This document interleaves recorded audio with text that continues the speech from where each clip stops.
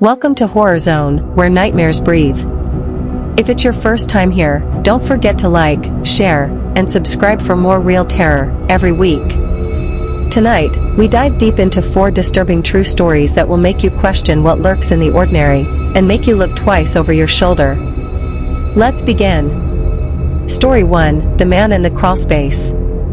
It happened to Elena, a 27-year-old nurse in rural Oregon. She had just moved into a small, 2-bedroom rental after a difficult breakup and was enjoying the peace of living alone for the first time. The house was old, the kind where floorboards grown with age, and in the first few weeks, she chalked up the strange sounds, knocks, low creaks, and shuffling in the walls, to the old bones of the place. But then things escalated. Her food began disappearing. She'd make lunch and come home to an empty Tupperware. Her shampoo ran out faster than it should. She even noticed small, muddy footprints in her hallway one rainy day. But only hers had been inside. One night, she heard a muffled cough around 2 a.m. It wasn't outside. It was beneath her floor. The next morning, she called a friend who was a contractor. He opened up the crawlspace and immediately turned pale.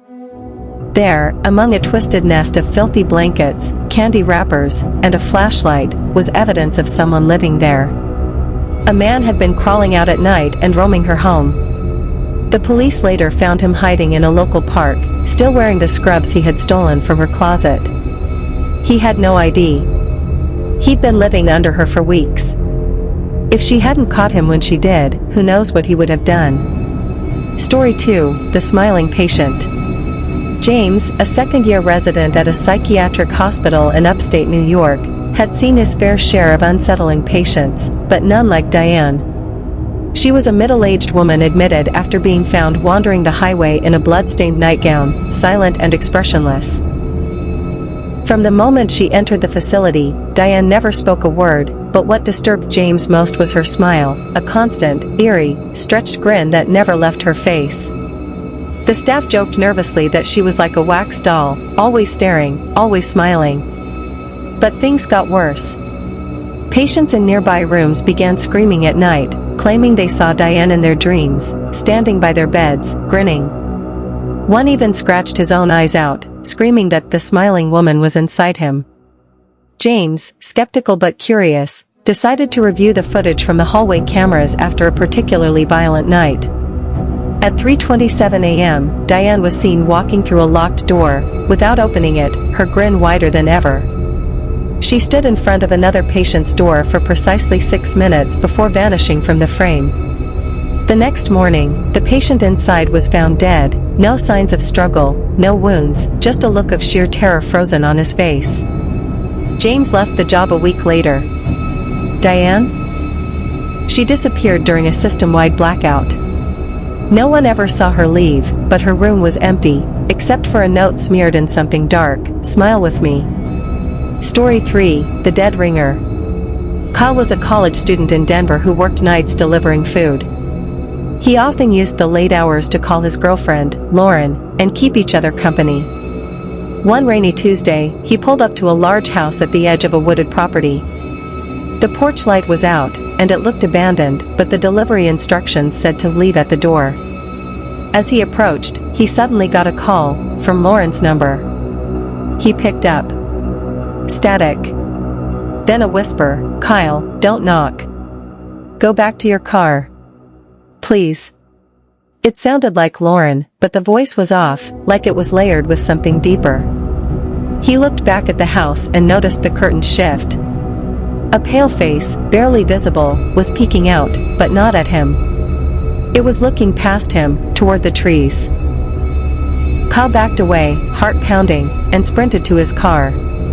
He drove down the hill and finally got Lauren on the phone.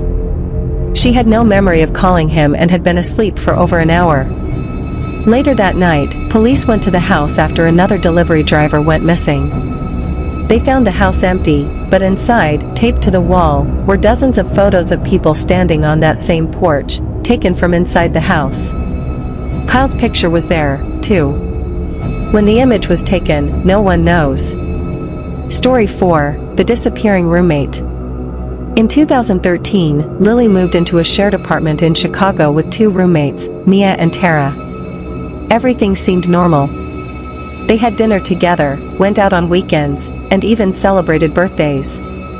But after a year, things shifted. Tara began spending more and more time in her room, locking the door, not speaking. She stopped eating with them. Lily figured she was going through something and let it be. One night, she heard loud thuds from Tara's room, like furniture being slammed. She knocked. No response. When Mia came home, they unlocked the door together. The room was empty, completely clean. No clothes. No bed. Just a note on the floor that said, "She's not me." Lily was shaken. When she called the building manager, he told her something that made her blood run cold: "There is no Tara on the lease. You and Mia were the only tenants approved. There's never been a third roommate in that unit." Confused, she asked Mia. Mia turned pale and said, "I thought you invited her." For a year, they had lived with a woman neither of them had ever officially met, yet she was there, every day, talking, laughing, living with them. The police never found any trace of Tara. Not a single record. Not even a fingerprint in the room she stayed in. That's it for tonight's episode from Horror Zone. If you're still with us, don't forget to like, share, and subscribe for more chilling, true tales from the shadows. Sleep tight, if you can.